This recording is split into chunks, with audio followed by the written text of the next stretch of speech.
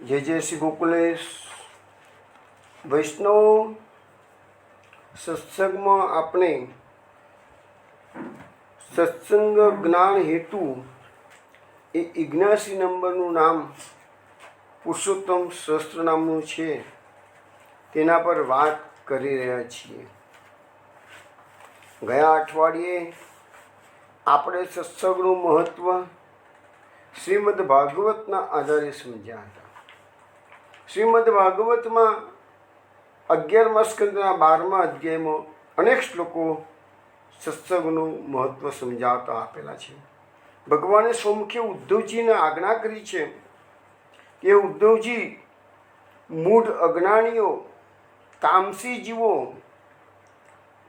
રાક્ષસો, અપ્સરાઓ, બધા જે મૂઢ યોની છે, નાગ યોની, એવા બધા પણ સત્સંગના પ્રભાવથી તરી ગયા છે. એ બધી વાતો આપણે ગયા અઠવાડિયે વિસ્તારપૂર્વક જોઈ હતી. હવે આપણે આ નામ જે છે મહાપુરુષે જે પ્રકટ કર્યું છે સત્સંગ જ્ઞાન હેતુ, એ જે શ્લોક છે, ગયા વખતે શ્લોક સમજાવ્યો હતો, ફક્ત આ વખતે શ્લોક બોલું છું. તુલ્યામ લવે નાપી ના સ્વર્ગમ ના પુનર્ભવમ ભગવત સંગી સંગસ્ય મર્ત્યાનામ કિમુતા શિષ. આ એક શ્લોક 3 વખત ભાગવતમાં વ્યાસજીએ મૂક્યો છે. આ શ્લોકના આધાર પર મહાપ્રભુજીએ સત્સંગ જ્ઞાન હેતુ નામ પ્રકટ કર્યું છે. 18મા સ્કંદમાં પ્રથમ સ્કંદમાં 18મા અધ્યાયમાં 13મા નંબરના શ્લોકમાં 13મા નંબરનો શ્લોક છે. હવે આ શ્લોકની વાત આપણે આ સત્સંગના મહાત્મ્ય આપણે આગળ વધારવાની છે વાત છે. તો આગળ વધારવામાં આજના દિવસે હું તમને નાગરીદાસ નામે જે કીર્તન પત્ર પર આપણું જે આપણે જે પત્રાવલી ચાલે છે ને એમાં શરૂઆતમાં મેં કેટલાક કીર્તનો મોકલેલા છે. તો કીર્તન પત્રમાં નાગરીદાસે કુલ 25 ટુકડો લખી છે. એમાં બધામાં છેલ્લે લખ્યું છે કે નહીં નહીં કચું સત્સંગ સમાન. બધી ટૂંકના અંતે આવે છે નહીં નહીં કચું સત્સંગ સમાન. સત્સંગની સમાન કાંઈ જ નથી. આ દુનિયામાં ઉદ્ધાર કરવાનું એકમાત્ર સાધન છે, તે સત્સંગ છે. પણ સત્સંગ એટલે શું? પહેલાં તો સવાલ એ આવે છે, ગઈ વખતે આપણે જોયું હતું કે બીનું સત્સંગ વિવેક ન હોય. એટલે કે સત્સંગ એને કહેવાય જેનાથી વિવેક તમારો જાગૃત થાય. આજે સત્સંગની હું તમને બીજી 2 વ્યાખ્યા આપું છું. એક વ્યાખ્યા છે હરિરાજજી મહાપુરુષે શિક્ષાપત્રમાં આપેલી છે, એ વ્યાખ્યા આપું છું. યશ્ચ કૃષ્ણે રતે નિત્યમ બોધયત્ય પ્રયોજનમ નિરપેક્ષ સાત્વિકશ્ચ તત્સંગ સાધુ સંગમ. હરિરાજજી મહાપ્રભુજી કહે છે કે કેવાનો સંગ કરવાનો? કૃષ્ણે રતે નિત્યમ, જેને કૃષ્ણમાં નિત્ય પ્રેમ હોય. બોધયત્ય પ્રયોજનમ, જે કૃષ્ણ પ્રેમનો બોધ કોઈ પણ પ્રકારના સ્વાર્થ વગર કરતો હોય. નિરપેક્ષ, કોઈ પણ એ ભગવદીય કેવો હોવો જોઈએ? કોઈ પણ જાતની આશા વગર. સાત્વિક પ્રકૃતિનો એ ભગવદીય હોય તો એવા ભગવદીયનો તમે સંગ કરો તો એ સત્સંગ કહેવાય. બીજી એક વ્યાખ્યા પણ આપણને મળેલી છે. સેવા કુર્વન સદાચારો ધર્મ માર્ગ સ્થિતોપિ ચ અવિરુદ્ધ વચો વક્તા અવિરુદ્ધ કૃતિ પ્રિય. હવે કેવાનો સંગ કરવાનો? તો સેવા કુર્વન, જે કૃષ્ણ સેવામાં કાયમ માટે તત્પર, કૃષ્ણ સેવામાં પારંગત હોય, સદાચારનું પાલન કરતો હોય, ધર્મ માર્ગમાં એ ભગવદીયની સ્થિતિ હોય, અવિરુદ્ધ વચો વક્તા, એટલે કે ધર્મની વિરુદ્ધનું કોઈ વાત કરતો ન હોય એ ભગવદીય, અવિરુદ્ધ કૃતિપ્રિય, અને ધર્મની વિરુદ્ધમાં કોઈ પણ પ્રકારનું કાર્ય ન કરતો હોય, એવો જે ભગવદીય હોય એનો સંગ પ્રાપ્ત કરો ત્યારે એ સત્સંગ કહેવાય. હવે આપણે આ જે સત્સંગની વાત કરીએ છીએ, ગયા વખતે પણ આપણે એક ક્ષણના સત્સંગના પ્રભાવનું કીર્તન વિનોદાએ ગાયું હતું. આજે આપણે ફરીથી સુરદાસનું એવું જ એક સુંદર કીર્તન છે. એના શબ્દો છે, કર્મન હરિભક્તન કો સંગ. હરિભક્તને કો સંગ કરી મન, હરિભક્તને કો સંગ, હરિભક્તને કો સંગ કરી મન, હરિભક્તને કો संग, जाके संग सुमति मति उपजत, बढ़त भजन में रंग करी मन, हरिभक्तन को संग, उग्र स्वभाव कृष्ण पद सेवा, जैसे जल में गंगा, ध्यान धरत ही श्री गिरिधर को, ध्यान धरत ही श्री गिरिधर को, मन में उठता तरंग करी मन, हरिभक्तन को संग,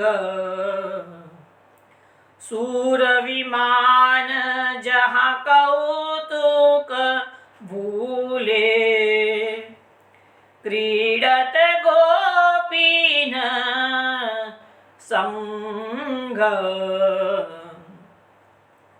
सूरदास ब्रज वास किए ते, सूरदास ब्रज वास किए ते, बाढ़त भाव तरंग करी मन, हरिभक्तन को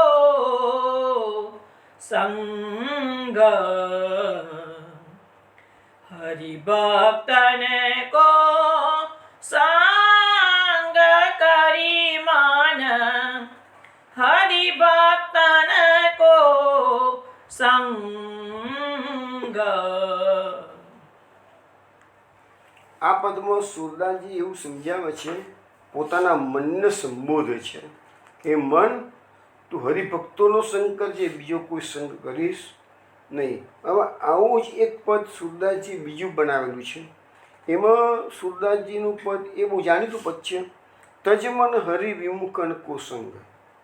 બીજા પદમાં સુરદાસજી એવી આજ્ઞા કરે છે કે હે મારા મન, તું હરિથી વિમુખ થયેલા હોય એવોનો સંગ કરીશ નહીં. જ્યારે આ પદમાં સુરદાસજી કહે છે કે હે મારા મન, તું હરિભક્તોનો સંગ જ કરજે, પણ હરિવિમુખનો સંગ કરીશ નહીં. એનાથી ફાયદો શું છે?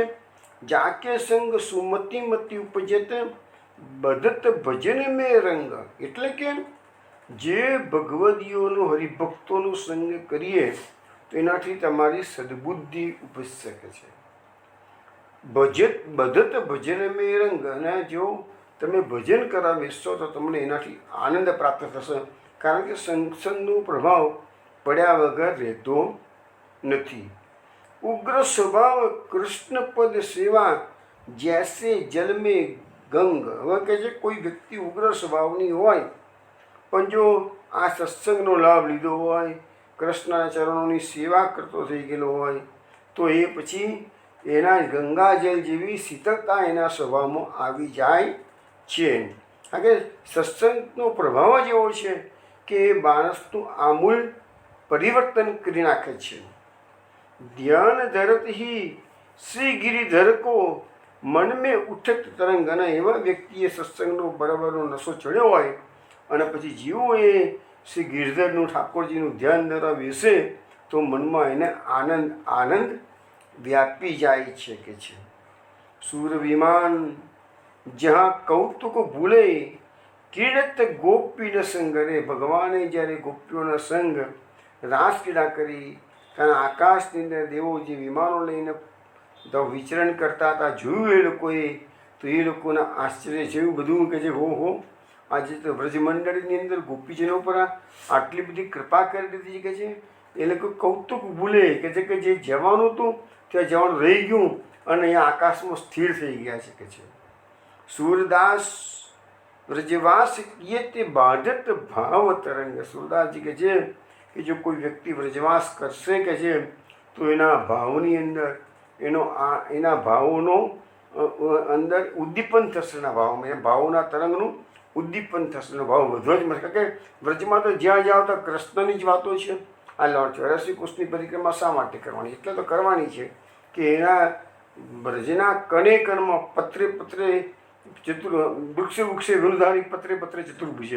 એવું તો વ્રજની ભૂમિ છે. તમે જ્યાં નજર કરો તો તમને કૃષ્ણની જ વાત દેખાય, કૃષ્ણની જ વાત સંભળાય. માટે વ્રજવાસની વાતો આપણા ભગવદીઓ આપણને સમજાવી ગયા છે. હવે વૈષ્ણવો આ સૂરદાસનું પદ સમજાયું. હવે નાગરીદાસની વાત આપણે કરીએ છીએ.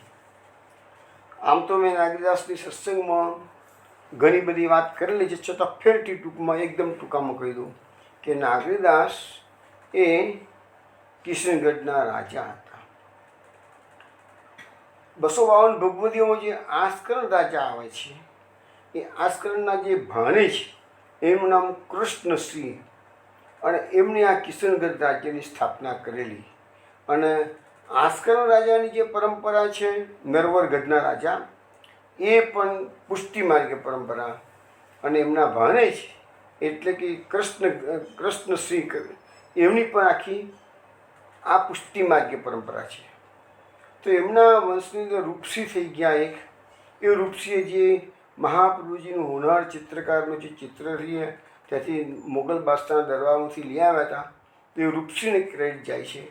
અને આજે પણ એ સોનાની ફ્રેમમાં મળેલું ચિત્ર છે, હોનાર ચિત્રકારે ચિત્રેલું સિકંદર લોદીના સમયનું, આજે પણ તે બિરાજે છે અને એનો સેવા પ્રકાર ચાલે છે. અને એમના વંશમાં આગળ જતાં આ નાગરીદાસ કે ઓરિજિનલ નામ હતું સાવનસિંહ, એ થયા. ભાઈઓનો ખટપટ થોડો ઘણો થયો, કૌટુંબિક કલેશ થયો, એટલે એમનો અંદરનો જે ઇન્ટરનલ વૈરાગ હતો એ વૈરાગે પ્રદીપ્ત થયો. એટલે પછી એમને રાજપાટ છોડી દીધું અને જતા રહ્યા વંદરાવનની અંદર. વંદરાવનની અંદર એમને ગોપીભાવ જાગૃત થયો અને નાગરીદાસ નામ ધારણ કર્યું. આપણા સંપ્રદાયમાં નાગરીદાસના ઘણા પદો ગવાય છે, પણ બહુ જાણતા એટલા બધા નથી. અને નાગર સમુચ્ચય નામનો ગ્રંથ વર્ષો પહેલાં પ્રગટ થયેલો. તો કોઈ જૂના જે ભગવદીઓ હોય એના ઘરમાં હોય તો હોય, એવા બધા ગ્રંથો જલ્દી મળતા નથી, આ કોઈ પ્રકાશન કરતું નથી. નાગર સમુચ્ચયમાં આખી નાગરીદાસની કથા પણ આપેલી છે અને નાગરીદાસના પદો પણ આપેલા છે. પણ થોડાક વર્ષો પહેલાં મારે કિશનગઢ જવાનું જ્યારે થયું હતું ત્યારે એમના જે વંશમાં અત્યારે જે છે એ વ્રજરાજશ્રી નામ છે, જે રાજા છે એનું નામ, અને એની સાથે થોડીક શૂટિંગ કરી હતી, કલાક 2 કલાક સુધી. એને પણ મને નાગરીદાસની ઘણી બધી વાતો એમના ઘરની કરી હતી. પણ રાજાએ પણ કહ્યું હતું કે અમારા ત્યાં પુષ્ટિ માર્ગે પરંપરા છે અને મારા બ્રહ્મ સંબંધ પારલાવાળા શ્યામ મનોહરજી મહારાજશ્રીના છે કે છે, એવું મને વ્રજરાજશ્રીએ કહ્યું હતું કે છે. અને એ કીધું કે અમે લોકો દિલ્હીમાં હોઈએ કે જયપુરમાં હોઈએ કે કિશનગઢમાં હોઈએ, અમારા જોપીજીમાં ઠાકોરજી પધરાઈને જ જવાનું. સેવા વગર અમારો દીવા, અમારા વડવાઓ અમને શીખવાડી ગયા છે કે સેવા વગર નહીં રહેવાનું. રાજકાજમાં ભલે ખૂપેલા રહો, બધું કરો, પણ ઠાકોરજીની સેવા વગર નહીં રહેવાનું. અને અમે અમારા વંશવાસોના પરથી આગળથી કેવડાવ્યું છે, એટલે બધાને પ્રમાણે અમે સમજાવતા ગયા છીએ કે અમારા વંશમાં કૃષ્ણ સેવા છે, મુખ્ય છે કે છે, રાજકાજ છે, ગૌણ છે કે છે. આ બધું મને એ વખતે વ્રજરાજસિંહે કહેલું. તો એ નાગરીદાસે અનેક પદોની રચના કરી, જેમાં સત્સંગનો મહિમા ગાતા જે પદ બનાવ્યું છે એમાં કુલ 25 ટૂંક છે. એમાં 25 ટૂંકમાં છેલ્લે શબ્દ આવે છે નહીં કચ્છું સત્સંગ સમાન.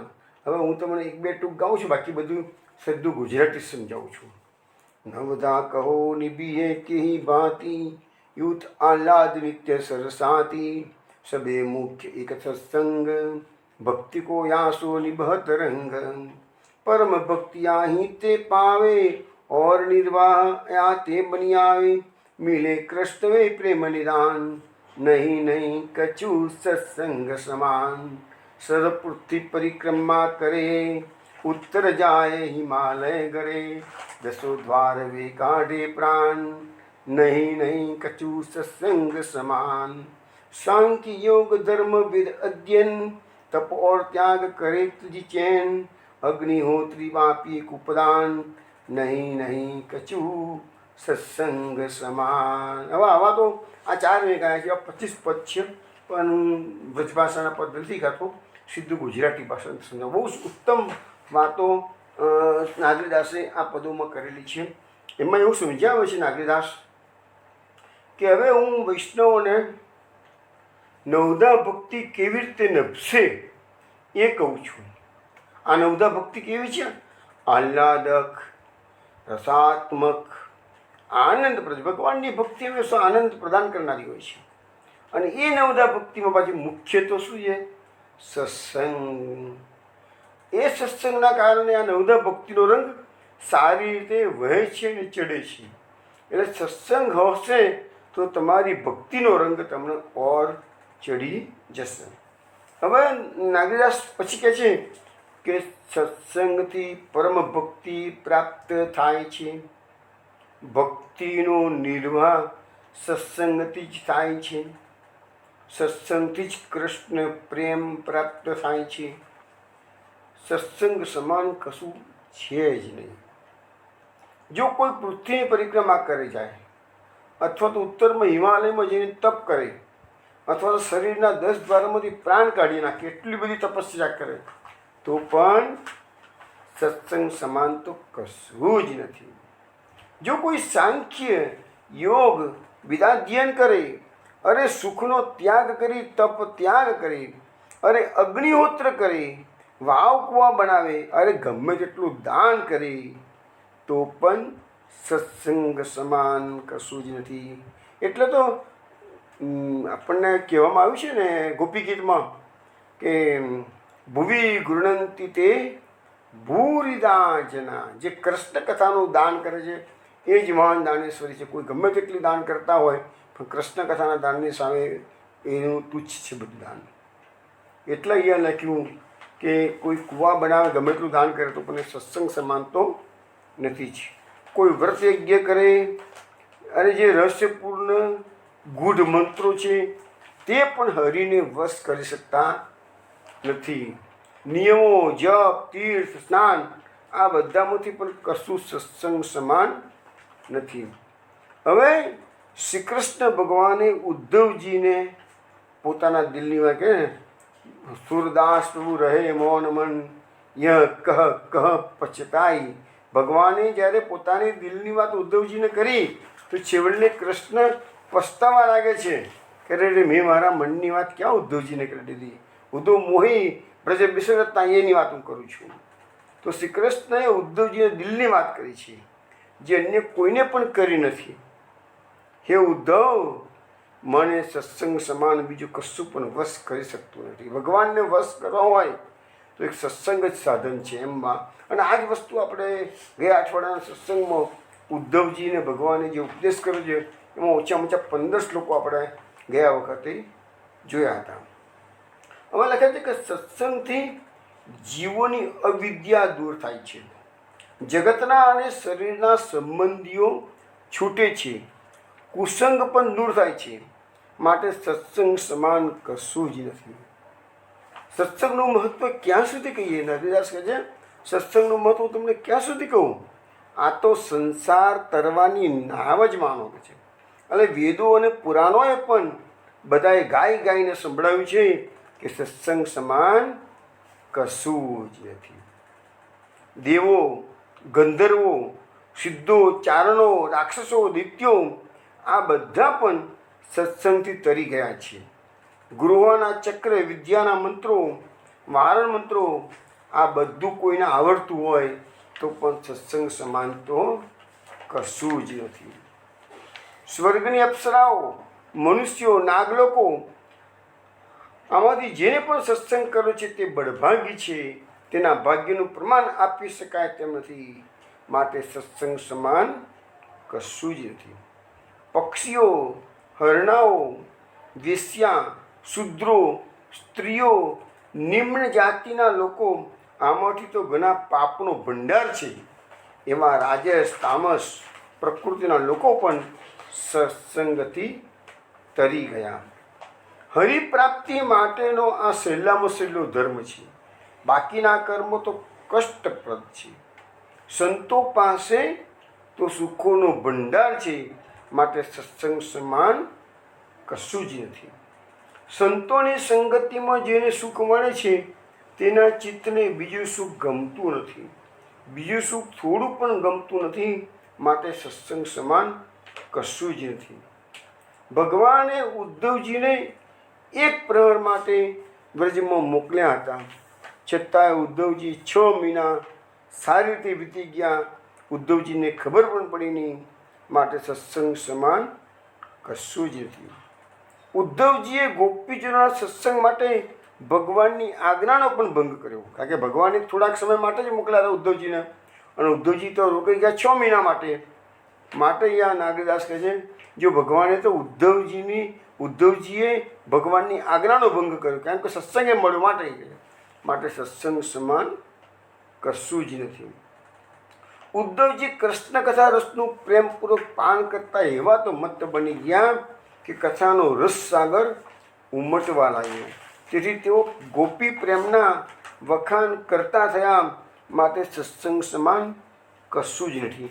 એટલે તો નંદદાસજીએ જે ભ્રમર ગીત લખ્યું છે, આખું આપણે યુટ્યુબ પર મૂકી ગયેલું છે, એમાં એક શબ્દ વાપરે છે કે જ્યારે ગોપી પ્રેમના વખાણ ઉદ્ધવજી કરવા લાગ્યા અને વ્રજમંડળ છોડીને મથુરા ગયા, ત્યારે ભગવાનને જોઈને શું કહે છે? ભગવાને જોયું ઉદ્ધવજી કેવા થયા. આજે કે છે, ગોપીને ગુણ ગાવાને લગ્યો, મોહન ગુણ ગયો ભૂલ. ઉદ્ધવજી, નંદાસજી ઉદ્ધવજી માટે શબ્દ વાપરે છે કે ઉદ્ધવજી જ્યારે વ્રજમંડળમાં પધાર્યા ત્યારે કૃષ્ણના ગુણ ગાતા ગાતા આવ્યા હતા. પણ જ્યારે વ્રજમંડળ છોડીને મથુરા ગયા ત્યારે કહે છે નંદાસજી, ગોપીને ગુણ ગાવાને લગ્યો, મોહન ગુણ ગયો ભૂલ. અત્યારે ઉદ્ધવજી ગોપીઓના જ ગુણ ગાતા ગાતા ગયા છે અને મોહનના ગુણગાન ગાવાનું ઉદ્ધવજી ભૂલી ગયા છે. તો આ સત્સંગનો ચસ્કો કેવો છે એ તમને બતાવે છે. જો તમોને સ્વર્ગ કે વૈકુંઠમાં વાસ મળે, અરે સર્વભૂમિનું રાજ મળી જાય, આ બધા કરતાં પણ કદાચ વધુ સુખ પણ તમને મળી જાય, તો પણ સત્સંગની સમાન તો આ સુખ નથી જ. ઉદ્ધવજીના ચિત્તમાં સત્સંગનો લોભ જાગ્યો. તેથી તેઓએ હરિ પાસે પાછા જવાનું ગમતું નહોતું. આમ ગોપીઓએ અધિક હરિપ્રેમનું દાન કર્યું. માટે સત્સંગ સમાન કશું જ નથી. હવે કહે છે કે પ્રભુના દાસ જો પ્રભુ મળી જાય તો પણ સદાય સત્સંગનું સુખ માગે છે. ભગવાન કહે છે માગતા આપું, પ્રભુ મને સત્સંગ આપજો કે છે. હરિ કરતાં પણ સત્સંગ શ્રેષ્ઠ દાન છે. માટે સત્સંગ સમાન કશું જ નથી. કારણ કે ભગવાન સત્સંગને વસ્તુ નથી, એટલે ભક્તો સત્સંગ માગે છે. મનુષ્ય ક્યાં સુધી સત્સંગનું મહત્ત્વ કહેશે? કળિયુગમાં આયુષ્ય જલ્દી ક્ષીણ થાય છે. બુદ્ધિ મંદ, આ કળિયુગમાં માણસોની બુદ્ધિ મંદ છે. કળિયુગમાં માણસો દુસંગમાં લાગેલા છે. તો એ સત્સંગથી જ પ્રાણ સુખ પ્રાપ્ત કરશે. માટે સત્સંગ સમાન કશું જ નથી. જેને સત્સંગમાં રસ નથી તેના દિલમાં તો દુઃખોની વેદના ગમે તે ઉપાય કરશો તો પણ દૂર થશે નહીં. માટે સત્સંગ સમાન કશું જ નથી. હે સજ્જનો, માટે સત્સંગને પકડી રાખો. સત્સંગ કરી હરિની આરાધના કરો. માટે સત્સંગને સર્વોપરી માનો. સત્સંગ સમાન કશું જ નથી. હવે એની પછીની ટૂંકમાં નાગરીદાસજી ઉપમા આપે છે કે આ શરીર છે એ તલ જેવું છે, અને મન છે એ તેલ છે, અને ફૂલ છે એ સત્સંગ જેવો છે. તો લખ્યું છે કે જો તલને ફૂલનો સંગ મળે તો તેમાંથી નીકળતું તેલ એ જ ફૂલેલ બને છે. એટલે ફૂલેલ કેવી રીતે બને કે તલ વત્તા ફૂલ, એના પરથી ફૂલ એ લે બધું. તો તેવી જ રીતે શરીરને સત્સંગનો સાથ મળે તો એનાથી મન અને પ્રાણ સુવાસિત થશે. માટે સત્સંગ સમાન કશું જ નથી. આગળ લખે છે કે આગના સંપર્કમાં આવતા જ બધું આગ બની જાય છે. જ્યારે પારસમણી લોખંડને સોનું બનાવી શકે છે, પણ પારસ બનાવતો નથી. આગ જે છે ને એ આગના સંપર્કમાં કોઈ આવે તો એ આગ જ બની જાય. તો પારસમણી લોખંડને સોનું બનાવે તો પારસમણી બનાવતું નથી. આમ સંતોના સત્સંગથી સંત બની જવાય. સંતો કે પારસમણી કરતાં પણ મહાન કહેવાય છે. કેમ કે સંતોના સંપર્કમાં જે આવે એ સંત બની જાય. માટે સત્સંગને સર્વોપરી માનજો, મહાપુરુષોનો સંગ કરજો. પણ જે લોકો ચમત્કારો બતાવે છે એવાઓને મહાપુરુષ માનશો નહીં. એટલે આજકાલ જે બધા પેલી મેલી વિદ્યાના પ્રયોગો કરતા હોય, તાંત્રિક પ્રયોગો કરતા હોય અને પછી એમણે કે આ સિદ્ધ પુરુષ છે, ના એ સિદ્ધ પુરુષો છે નહીં. એ લોકો ટાઈમ બિંગ થોડીક વિદ્યાઓ સંપાદન કરી દેલી હોય એટલે એવાની પાસે જવાનું નહીં. એવું નાગરીદાસ છેલ્લે આપણને સમજાવે છે. તો આ રીતે નાગરીદાસે જે 25 ટુકો લખી છે એ આપણે શ્રવણ કરી વૈષ્ણવો. હવે હું તમને આધુનિક આ જે સત્સંગ ચાલતો હોય છે આપણો અથવા બીજી જગ્યાએ એમાં જે આધુનિક બનાવો બનેલા છે એ આપણા 84 વૈષ્ણવ, 252 ભગવદીઓ, એના પ્રસંગો પણ હું તમને થોડા કહું છું. પત્તરો પહેલાં હું તમને આધુનિક 2 પ્રસંગો કહું છું જે સત્સંગના પ્રભાવના. હવે અહીંયા પહેલો પ્રસંગ કહું કે આપણો સત્સંગ લગભગ છેલ્લા ગયા જુલાઈ મહિનાથી ચાલે છે અને કેટલાક વૈષ્ણવ પરિવર્તન આવ્યું છે એ પણ અમને ફોન દ્વારા એમને જણાવ્યું છે. કેટલાક વૈષ્ણવ સમર્પિત જીવન પણ ચાલુ કરી દીધું એવું અમારા ધ્યાન પર આવ્યું છે. કેટલાક વૈષ્ણવોના ફોન આવ્યા તો એવું કીધું કે અમને અત્યાર સુધી ભાગવત સમજમાં આવતું નહોતું, પરંતુ હવે અમે ભાગવત વાંચવાનું એટલે ભાગવત તમારા સત્સંગથી અમને ભાગવત સમજાવવા મળ્યું છે. એવા તેવા પણ બધા ક્યારેક ફોન આવતા હોય છે. એમાંનો એક ફોન ગોધરાથી ડૉક્ટર જીતેન્દ્રભાઈ મહેતા, એમને લગભગ 2-3 મહિનાથી સત્સંગમાં જોઈન થયા છે. ભાઈ પહેલેથી નહોતા જોઈન થયા, હમણાં જોઈન થયા છે 2-1 મહિના પહેલાં જ. પણ એમને જ્યારે સત્સંગ મારો સાંભળ્યો કે તરત જ મને મેસેજ કર્યો કે તમારા સત્સંગથી હું આ ભવસાગર તરી જઈશ. એટલે મેં એમને તરત જ મેસેજ સામે કરીને પ્રોત્સાહન આપ્યું કે ભાઈ તમને જ્યારે આ ભાવ જાગ્યો છે તો આ ભાવને સુકાવા ના દેશો. અમારા તરફથી તમને પૂરેપૂરો સપોર્ટ રહેશે, તમારું માર્ગદર્શન પૂરું આપીશું. તમને જે કોઈ બી પ્રશ્ન હોય મને પૂછતા રહેજો. અને છેલ્લા 2-3 મહિનાથી એ રેગ્યુલરલી મારા સંપર્કમાં છે. અનેક મૂંઝવણો એમને મારી પાસે રજૂ કરી છે અને દરેકના યોગ્ય પ્રત્યુત્તર હું આપતો રહ્યો છું. હવે છેલ્લે ગયા અઠવાડિયે એમને મને કહ્યું કે જુલાઈ મહિનામાં હું 14 દિવસ માટે બ્રજમાં જવાનો પ્લાન કરું છું. કારણ કે એમને સત્સંગ મારો 2 મહિનાથી જોઈન થયા છે, એની પહેલાં જેટલો સત્સંગ બાકી રહી ગયો હતો એ બધું એમને દિવસે 2-3 કલાક 4 કલાક સાંભળી અને આખો સત્સંગ પૂરેપૂરો શ્રવણ કર્યો. બ્રજ પરિક્રમાનો સત્સંગ પણ સાંભળ્યો. એમને બ્રજની યાત્રા હવે એમ કે આટલું બધું મેં સાંભળ્યું છે તો હવે એક સ્થળોની મને માહિતી મળી ગઈ છે તો ફરીથી બ્રજમાં જાઉં. તો જુલાઈ મહિનામાં 14 દિવસ માટે એ ભાઈ બ્રજમાં જવાના છે.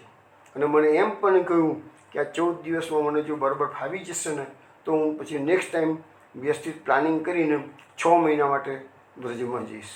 તો આવો ઉત્સાહ આ સત્સંગના પ્રભાવથી મળે છે. એટલે બીજો પણ તમને એક સરસ કિસ્સો કહું કે સત્સંગનો પ્રભાવ કેવો પડતો હોય છે.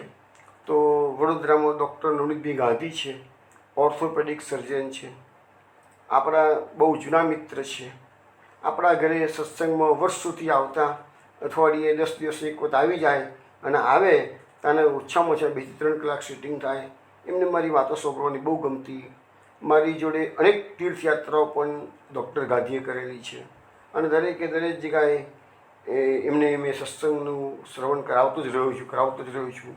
હવે એક વખત એવો બનાવ બની ગયો કે અમારા ઘરે કંચનભાઈ ગાંધી કરીને એક પરમ ભગવતી વૈષ્ણવ, જેની વાત મેં તમને કંબોદવનની બેઠકમાં એની વાત મેં કરેલી કે જ્યારે ઠાકોરજીએ દર્શન આપેલા કંચનભાઈ ગાંધીને, એ પ્રસંગ મેં તમને કમોદવનની બેઠકના ચરિત્ર વખતે આ પ્રસંગ મેં વિસ્તારથી કહેલો. એ કંચનભાઈ ગાંધી વડોદરાની અંદર આજે હયાત નથી. કંચનભાઈ ગાંધી પણ પાણી ગેટ ગૌરવ સોસાયટીમાં રહેતા. અમારે ઘરે એ પણ 10-15 દિવસે કોઈ આવે, સાંજે આવે, રાત્રે મોડા સુધી સત્સંગ ચાલે અને સવારે વહેલા પછી એમને હું પાણી ગેટ એમના ઘરે મૂકી આવું. આવું એમનું રેગ્યુલર ચાલતું હતું. પરંતુ એક વખત એવું બન્યું કે કંચનભાઈ ગાંધીના અચાનક એક્સિડન્ટ થયો. એમના દીકરાએ કોઈક હોસ્પિટલમાં દાખલ કરી દીધા. પછી 2-3 દિવસ પછી એમને સમાચાર મળ્યા એટલે અમે હોસ્પિટલમાં તબિયત જોવા ગયા. કાકા બિચારા એકલા જ હતા. કાકાને મેં કહ્યું, કાકા તમે મને પહેલેથી ખબર આપી હોત તો અમારા નવનીતભાઈ બહુ સેવાભાવી વૈષ્ણવ છે અને આપણું માન રાખે એવા છે કે છે. તો મેં કીધું તમને કોઈ ખર્ચો ના થતો અને તે દાખલ કરી દીધા હોત, પણ તમે તો ઓલરેડી દાખલ થઈ જ ગયેલા છો, ઓપરેશન થઈ પણ ગયું છે તમારું, એટલે હું કંઈ ના કરી શકું. પણ કાકાએ કીધું કે નારાયણભાઈ આ ડૉક્ટરે મને ઓપરેશન કર્યું છે પણ કીધું છે આ સળિયા 3 વર્ષ પછી કાઢવાના જ કે છે. તો એ વખતે કે છે તમે મને તમારી ઓળખાણનો ઉપયોગ કરાવજો. મેં ચોક્કસ કાકા. તો પછી 3 વર્ષ નીકળી ગયા. પછી કાકા તો રેગ્યુલર મારા ઘરે આવતા હતા જ. એક દિવસ કાકાએ આવીને કીધું કે નારાયણભાઈ તમે જે વાત કરેલી ને કે જ્યારે સળિયા કાઢવાનું તો કહેજો, ખર્ચો પૈસાનો ખર્ચો પણ નહીં થાય અને નવનીતભાઈ આપણું કામ કરી આપશે. તો હવે સમય થઈ ગયો છે તો હવે ક્યારે આપણે કરવું છે કે છે. બીજું ઉભા રહો ને કાકા, હમણાં જ નવનીતભાઈ સાથે વાત કરેલું. મેં તરત જ નવનીતભાઈને ફોન લગાવ્યો કે ભાઈ હવે તે કંચનભાઈ ગાંધી મારા ઘરે બેઠા છે અને મેં પેલા વાત તો કરેલી જ નવનીતભાઈને કે આવી રીતે આ કામ કરવાનું છે આપણે. તો મેં નવનીતભાઈને ફોન લગાવ્યો કે ભાઈ આવી રીતે આ કંચનભાઈ બેઠા છીએ અને તમારું ઓપરેશન કરીને મને સળિયા કાઢી આપવાના છે. આટલું કામ છે મેં કીધું, પણ તમારે કોઈ ફીસ કે પૈસો ઓપરેશનનો મળશે નહીં. તો કે નવનીતભાઈ કે નહીં તો ચિંતા, કારણ કે મેં પહેલાં પણ ઘણા વૈષ્ણવ જે નિષ્કિંચન વૈષ્ણવ હોય એવા મેં ઘણા વૈષ્ણવોને નવનીત પાસે મોકલેલા અને નવનીતભાઈએ બધાની ટ્રીટમેન્ટ એક પણ પૈસો લીધા વગર કરેલી. આ બધો સત્સંગનો પ્રભાવ. હવે કંચનભાઈ ગાંધી માટે ઓનલી તો ફોન પર ડેટ નક્કી થઈ ગઈ, ટાઈમ નક્કી થઈ ગયો. કાકા બેઠેલા જ હતા. કાકાને કીધું કે કાકા આ દિવસે તમે હોસ્પિટલમાં પહોંચી જજો, હું પણ આવી જઈશ. અમે દવાખાને ગયા બી ખરા બંને જણા. ઓપરેશન થિયેટરમાં કંચનભાઈ ગાંધીને લઈ ગયા. મને નવનીતભાઈએ કહ્યું કે નારાયણ તમે પણ ચલો જોડે. હું પણ અંદર ઓપરેશન થિયેટરમાં અંદર ગયો. આપણે સાદી ભાષામાં કહીએ તો ઓપરેસ કરીને ગયો. બરાબર છે. અને એવી રીતે પછી આખું ઓપરેશન ચાલ્યું ત્યાં સુધી આખું ઊભો રહ્યો છું. સળિયા કાઢીને નવનીતભાઈ બતાવ્યા જો આ સળિયા મૂક્યા છે ડૉક્ટરે કે છે કોના ડૉક્ટરે. એ બધી વસ્તુ થઈ ગઈ. એ બધું ઓપરેશન થઈ ગયું ત્યાં સુધી હું પૂરેપૂરો રોકાયો હતો હોસ્પિટલમાં.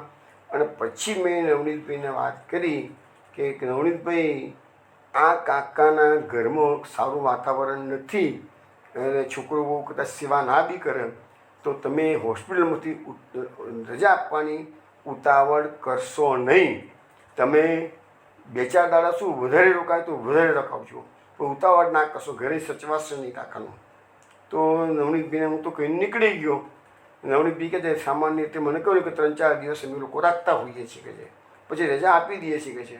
પણ નવનીતભાઈને મેં કહેલું ને કે ઘરે વાતાવરણ અનુકૂળ નથી એમનું, તો તમે લંબુ રાખજો.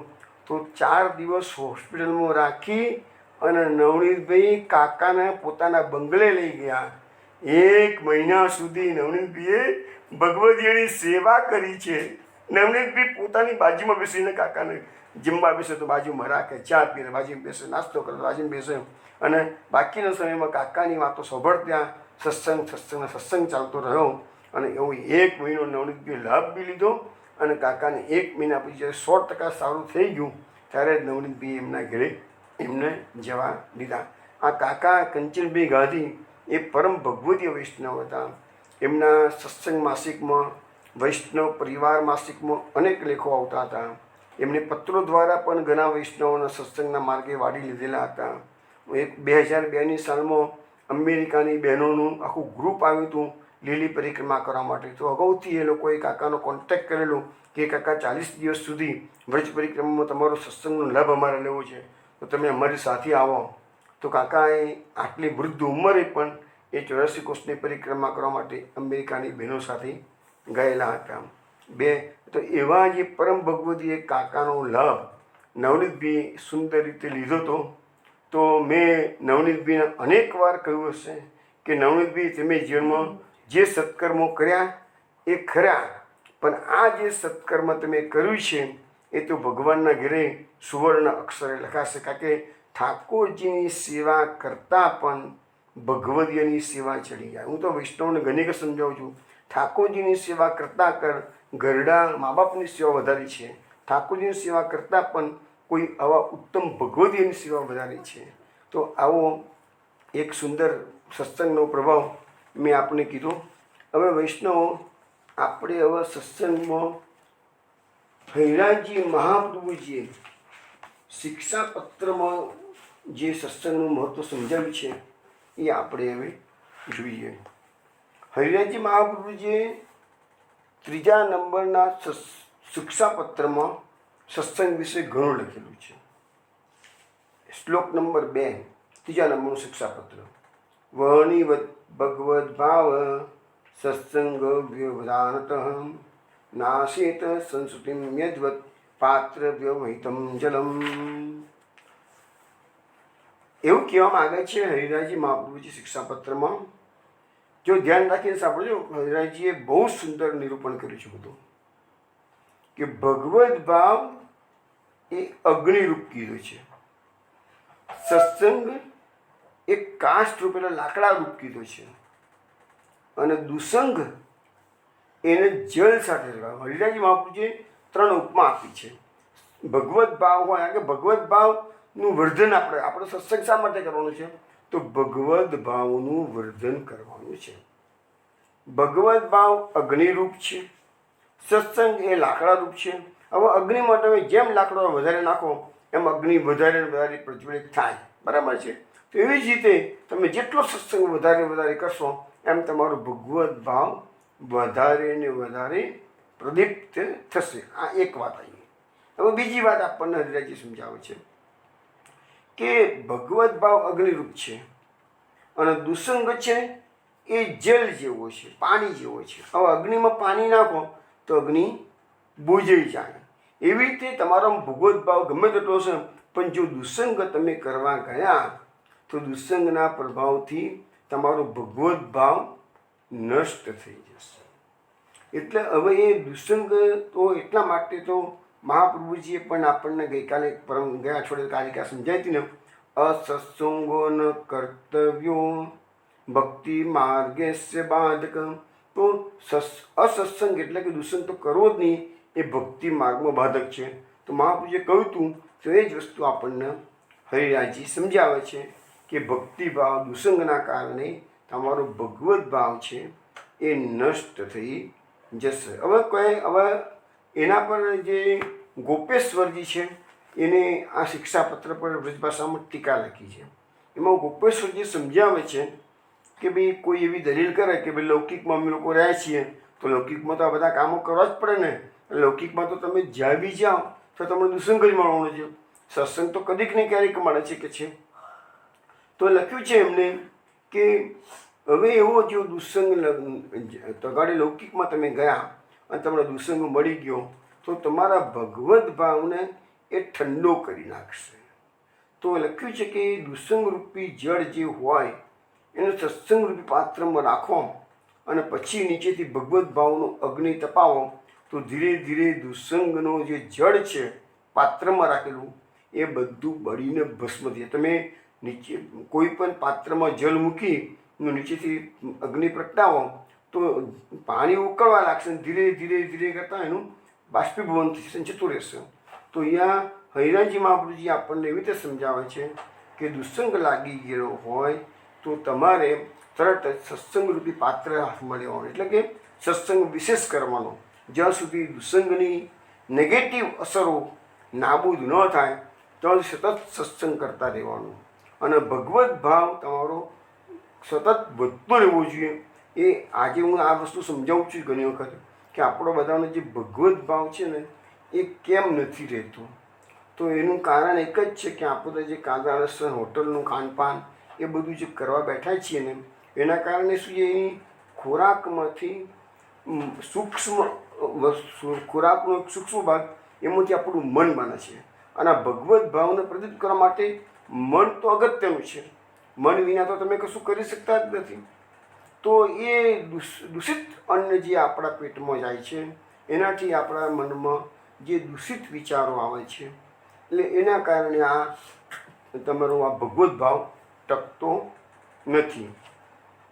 હવે આગળના ભાગમાં કહેવું કે ભાઈ કે આગળ કહે છે કે અથ સદૈવ ભેતવ્યમ લૌકિકા શક્તિ તતો જને સત્સંગમ અગત કૃત્વાનાસનિયાન ચાન્યતામ.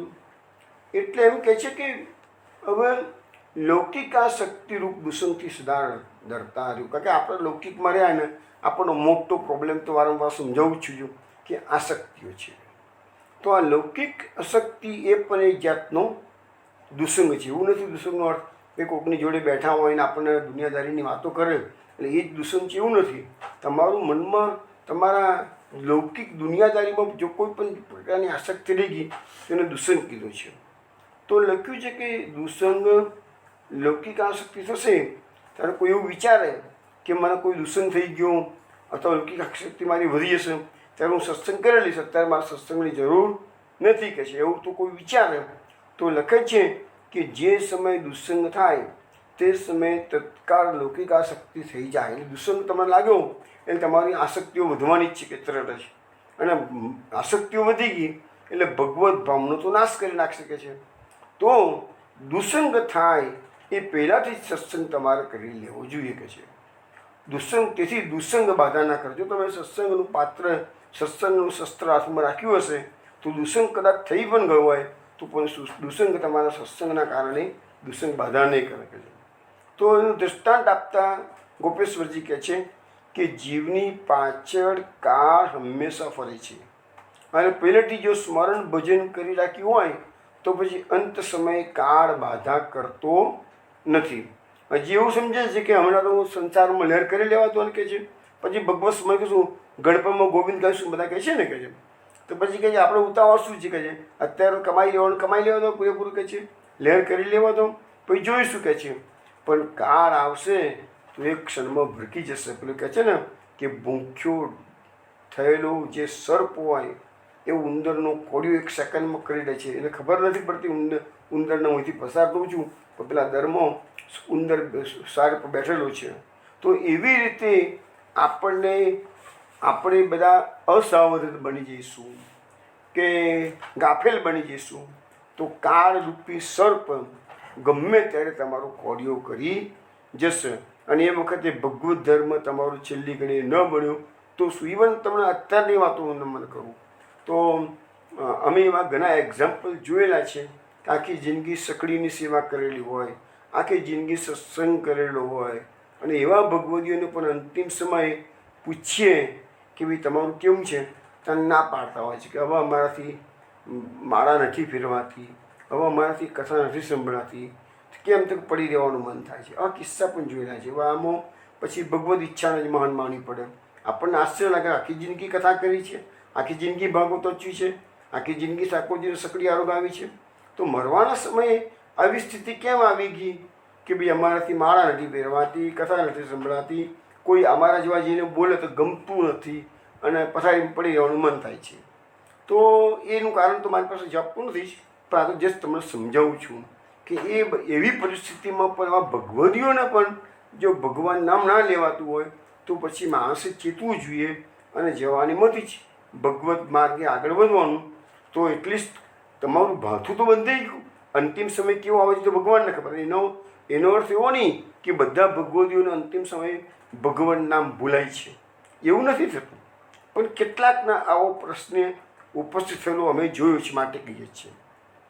એટલે લખ્યું છે કે લૌકિક દુસંગ આવે એ પહેલાં તમે સત્સંગનો પ્રતાપથી બચી જાઓ, એ સિવાય દુસંગથી બચવાનો બીજો ઉપાય નથી. હવે આગળના 5મા નંબરનો શ્લોકમાં કહે છે સતામ પરોક્ષે સત્સંગ જાત ભાવ્યતામ તદ વિરુદ્ધ વચો નૈવ માનનીયમ સતામ ક્વચિત. હવે કહે છે કે સત્સંગથી દુસંગ બાધા નહીં કરે. ત્યાં વળી કોઈ દલીલ કરે કે સત્સંગ તો 2-4 ઘડી થશે અને સેવા સ્મરણ લૌકિક વિધિ કાર્ય તો બધું આખો દેશ કરતા, આપણે બધા દુનિયાદારીના કામો તો લગભગ મોટે ભાગે કરતા હોઈએ, ત્યાં સેવા સત્સંગ તો કદીક ને ક્યારેક થતો હોય. તો પછી દુસંગથી કેવી રીતે બચા શકે છે? આવી દલીલ કોઈ કરે તો જવાબ આપ્યો છે હરિરાજજીએ કે નિત્ય નિયમથી જેમ ભગવત સેવા સ્મરણ કરાય તેવી રીતે સત્સંગ ભલે ઘડી બે ઘડીનો કરેલો હોય, પણ સત્સંગ કર્યા પછીના સમયમાં તમે જે સત્સંગમાં જે વાર્તાઓ થઈ હોય, કથા સાંભળી હોય, સિદ્ધાંતો સમજ્યા હોય, એનું સ્મરણ કરીને વાગોળતા રહેવાનું અને પોતાના ધર્મનો વિચાર કરવાનો કે મેં આચાર્ય મહાપ્રભુજીએ, શ્રી ગુસાઈજીએ આ પ્રકારે આજ્ઞા કરી છે, આ ભગવદીએ સત્સંગમાં આવી વાતો કરેલી છે, તો શું હું જે કરું છું એ બધું બરાબર કરું છું કે છે? જે આપણે ધર્મની વિરુદ્ધમાં હોય તેને છોડવા માટે આપણે મનને સમજાવવું જોઈએ છે અને ભગવદીએ જે કહ્યું છે એમ કરવા માટે મનને સમજાવવું પડશે. અને આ રીતે જે કોઈ ભગવત ધર્મમાં લગાવી રાખશે તો એ મન દુસંગથી બચી જશે. જે વાર્તા ભગવદીના મુખે સાંભળી છે એમાં દૃઢ વિશ્વાસ કરી એ વાર્તાની ભાવના મનમાં કરવી તો મન ઠેકાણે આવશે. હવે લખે છે, એક્ઝામ્પલ આપે છે, ગાય આખો દિવસ વનમાં ચારો ચરવા માટે જાય, પછી ઘેર આવી પાછી એ બેસીને વાગોળ કર્યા કરશે અને વિશેષ સ્વાદ લે છે. એમ વૈષ્ણવનો સંગ થાય તે વખતે ભગવત ધર્મનું સ્મરણ કરે, પછી સત્સંગના પરોક્ષમાં સત્સંગ ના હોય ત્યારે પોતાના હૃદયમાં એ સત્સંગનું મનન ચિંતન કરી ભાવનાથી રસનું આસ્વાદન કરે. અને સમાજમાં સત્સંગથી વિરુદ્ધ જેટલા વચનો તમે સાંભળ્યા હોય એનો ધર્મ અધર્મનો વિચાર મનમાં કરવો અને સત્સંગથી વિરુદ્ધ વચન જે કર્યું હોય એનું મનમાંથી કાઢી નાખવાનો પ્રયત્ન કરવો.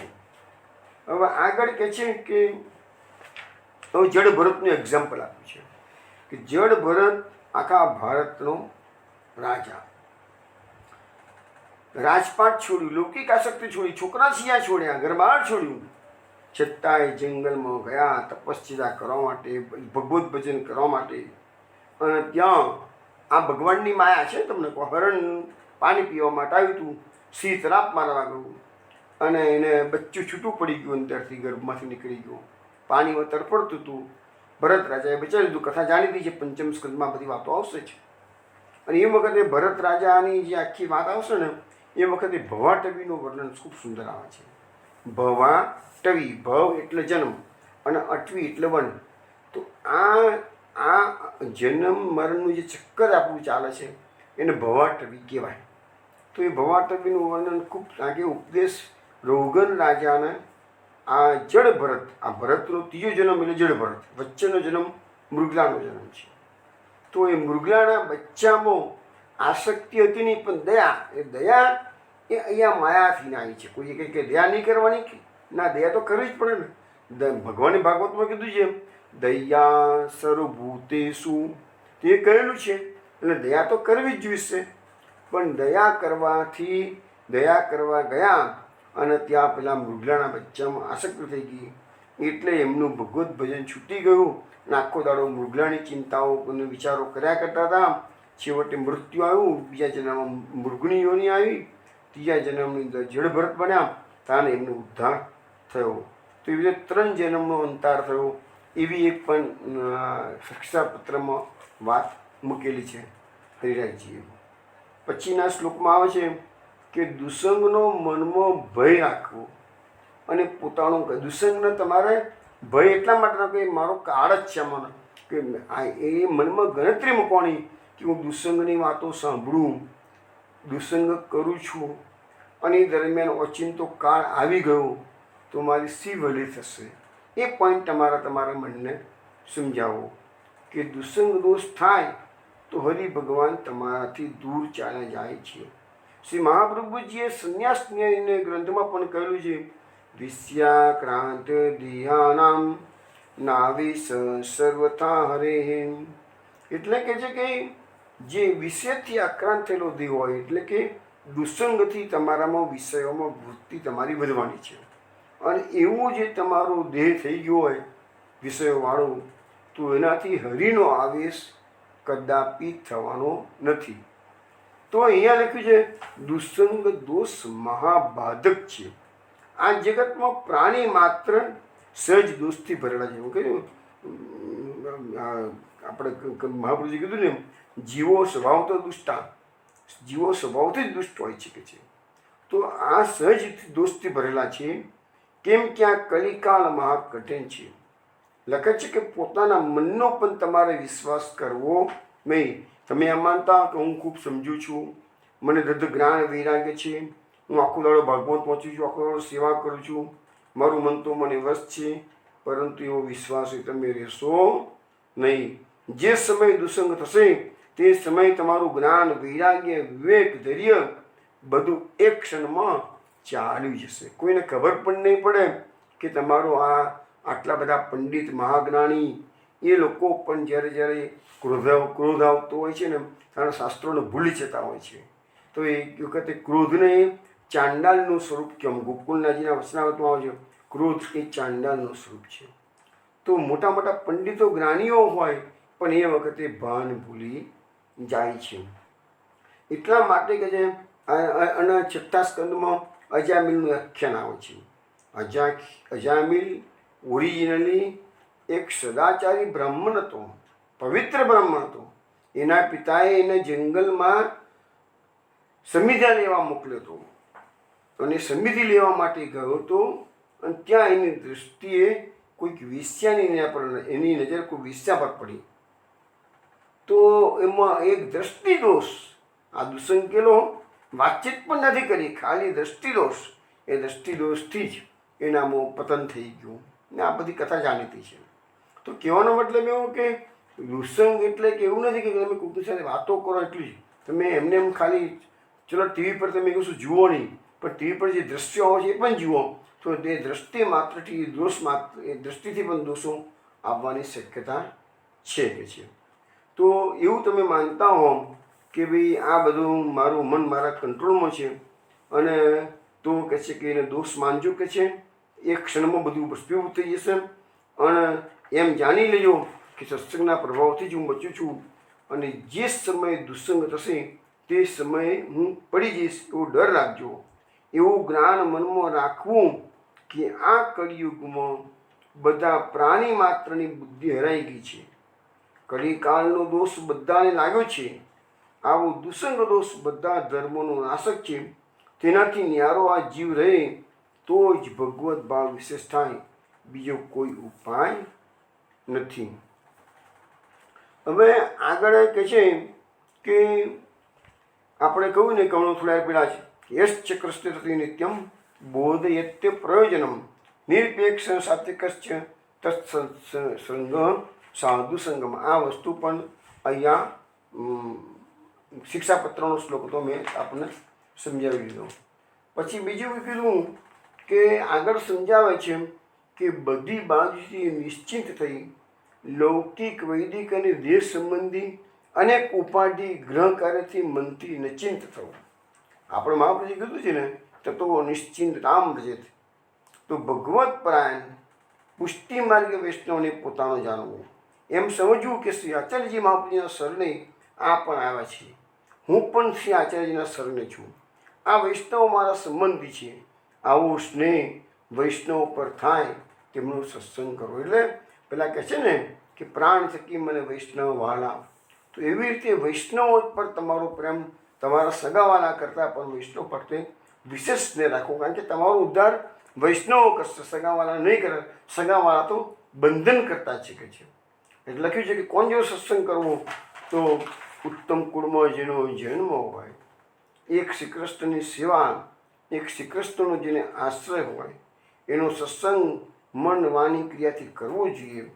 શ્રી આચાર્ય અંગીકાર કરેલી પુષ્ટિ માર્ગે નામ નિવેદન મર્યાદા સેવા શ્રી કૃષ્ણમાં રતી જેને હોય એવા ભગવદીઓનો નિશ્ચય સત્સંગ કરવો જોઈએ.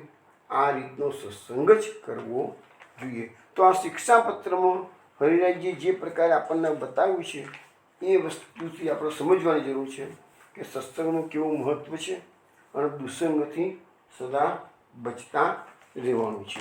હવે આપણા પુષ્ટિ માર્ગની અંદર આવા સત્સંગનો પ્રભાવ કેવો પડ્યો છે એના માટે એક સુંદર કથા 84 વૈષ્ણવની વાર્તામાં વાંસવાડાના વતની ગોપાલદાસની આવે છે. હું તમને એકદમ ટૂંકામાં કહી દઉં છું કે ગોપાલદાસ વાંસવાડામાં રહેતા હતા અને પૈસા પાત્ર હતા. એટલે પોતાના ઘરની નજીકમાં જ એક એમને વિશ્રામ સ્થળ બનાવેલું કે જ્યાં જે કોઈ ધર્મશાળા ધર્મશાળા જેવું, એટલે જ્યાં બી વૈષ્ણવ આવતા જતા હોય તો ત્યાં ઉતરે. એટલે ગોપાલદાસે વિચાર્યું કે ગામમાં તો એવો કોઈ વૈષ્ણવ છે નહીં કે જેની સાથે હું બેસીને ભગવત વાર્તા કરી શકું, પણ અહીંયા મેં વિશ્રામ સ્થળ બનાવ્યું છે.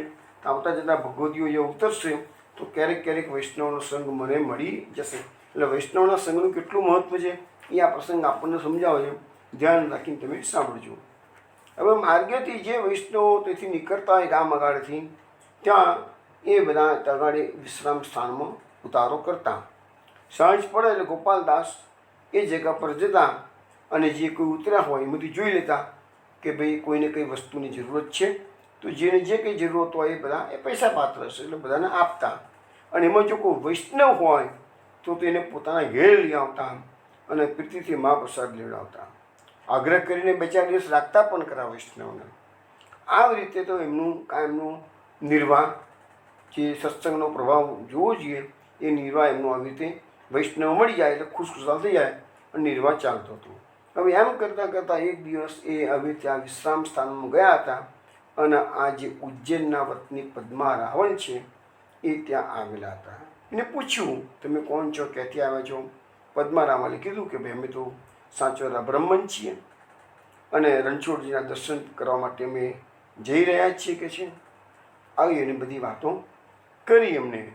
એટલે અને અમારો જજમાન તો માવજી પટેલ ઉજ્જૈનમાં છે, એની પાસેથી ખર્ચી લઈને હું દ્વારકા જઈને રણછોડના દર્શન કરું છું. ખર્ચી ઘટી જાય ફેરતી ઉજ્જૈન જઈ માવજી પટેલ પાસેથી લઈ આવું છું કે છે. એટલે ગોપાલદાસ પદ્મા રાવણે ગોપાલદાસને કહ્યું. તો પછી ગોપાલદાસે પૂછ્યું કે આ તમે રણછોડજીના દર્શન કરવા દ્વારકા જજો તો તમારા રણછોડજી તમારી સાથે કોઈ દિવસ વાતો કરે છે ખરા, બોલે છે ખરા કે છે? એટલે પદ્મા રાવણે ગોપાલદાસને કીધું કે રણછોડજી કોઈ બોલતા થોડા હોય, રણછોડરાય ભગવાન એમ થોડા કોઈ વાતો કરતા હોય કે છે. તો ગોપાલદાસે કીધું ના, તો પ્રયાગની પાસે અડેલ કરીને ગામ છે ને એમાં તો શ્રી આચાર્યજી બિરાજે છે ને એ જ રણછોડજીનું જ સ્વરૂપ છે કે છે, એ તો તમારી સાથે વાત પણ કરી શકે કે છે. એટલે પદ્મા રાવણને આશ્ચર્ય લાગ્યું. ઓહો, એટલે રણછોડજીનો અવતાર થઈ ગયો છે કે હા, રણછોડજી પ્રાગટ થઈ ચૂક્યું છે કે છે, આપણી સાથે વાતો પણ કરે કે છે. તો એમને તાળાવેલ લાગી કે હું અડેલ જઉં અને ત્યાં જઈ અને આચાર્યશ્રી નામ રણછોડ રૂપે દર્શન કરું, રણછોડરાય રૂપે. એટલે પછી ગોપાલદાસ પદ્મા રાવણ પાછા અડેલ જવા નીકળવાના હતા, પણ ખર્ચી લેવા માટે પાછા ઉજ્જૈન ગયા અને માવજી પટેલને પૂછ્યું. તો માવજી પટેલ કેમ એકદમ પાછા આવ્યા? તો મેં કહે છે તમારું મન આજે ઊંચાટમાં કેમ દેખાય છે? ત્યારે પદ્મા રાવણે કહ્યું કે અરે મને એવું જાણવા મળ્યું છે ગોપાલદાસ પાસેથી કે અડેલમાં તો શ્રી રણછોડરાયજી પ્રગટ થયા છે કે છે, બધાની સાથે બોલે છે, વાતો કરે છે. એટલે મને તો તાલાવેલ લાગી છે કે એવા રણછોડરાયજી, એવા હરિરાયજી, એવા રણછોડરાયજી, એવા વલ્ભાચાર્યજી પાસે જઈને રહું તો મારા દર્શન થાય મને રણછોડરાયના કે છે. એટલે માવજી પટેલે કીધું તો પછી રાવણજી હું પણ તમારી સાથે આવું છું કે છે, રણછોડરાયના દર્શને હું પણ ચાહીશ તમારી સાથે કે છે. માવજી પટેલે પોતાના ઘેર આવીને વાત કરી. સ્ત્રીને કહ્યું કે ભાઈ આપણે હવે તો અમે તો જઈએ છીએ. તો એની સ્ત્રી કે હું પણ આવીશ તમારી સાથે કે છે. વીરજો નામ હતું કે છે. એટલે બધા તૈયાર થઈ અને સવારે વહેલાથી અને બધા 3 જણ પદ્મા રાવણ, વીરજો અને માવજી પટેલ 3 જણા અડેલ જવા માટે નીકળ્યા છે. હવે એમ કરતાં એ લોકો બધા પ્રયાગમાં આવ્યા છે. સામે પાર અડેલનું દર્શન કર્યું આ લોકોએ. હવે જોયું કે ચલો ભાઈ આ સામે પાર અડેલને દર્શન ક્રોસ કરીશું નદી, જમનાજી છે, તો સામે અડેલ જઈશું કે છે. અડેલમાં મહાપ્રભુજી બિરાજે છે. 3 જણને એવી આતુરતા થઈ ગઈ કે અમે નાવ પકડીને સામે જતા રહીએ. પણ આ બાજુ શું બન્યું કે એ વખતે શ્રી આચાર્યજી મહાપ્રભુજી મધ્યાહન સંધ્યા કરવા માટે શ્રી યમુનાજીના કાંઠે પધારેલા. મહાપ્રભુજી જોઈ ગયા, સમજી ગયા કે 3 વૈષ્ણવો સામે કિનારે નાવની રાહ જોઈને ઊભા છે.